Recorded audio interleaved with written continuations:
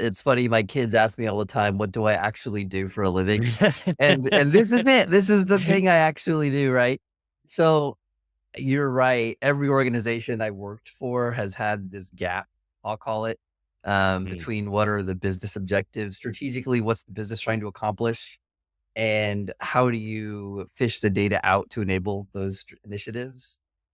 For me, I would say probably the most important thing is creating prioritization at the top of the organization, right? mm, Kind of any endeavor, if there's not buy-in at the top, it's going to be very hard to drive change throughout the organization, right? So getting your executives, your senior leaders on board with this idea of becoming a data informed organization, what's the actual value of doing that?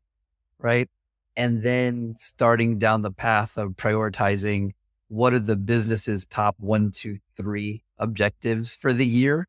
I think yeah, that's a very good way to start providing focus on now how do you start cultivating a business strategy which aligns with the data strategy that you can yeah, execute, right? Rather than having them in, two siloed pieces like all the technical people are talking about, well, here's the architecture we can build based on the systems and based on the ingestion and the ETL and the blah, blah, blah. And it's like, that's amazing technical work. But if you yeah, can't drive it to the business piece and vice versa, the business wants to achieve an objective and they think moving into the digital age and driving data forward into the organization is going to help, but they may not have the data they need to actually answer the business questions they're trying to answer to move forward.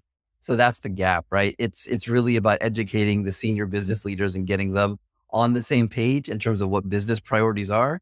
Then I think now you're able to go back and start strategizing at a data level in terms of what yeah. work can you prioritize and execute.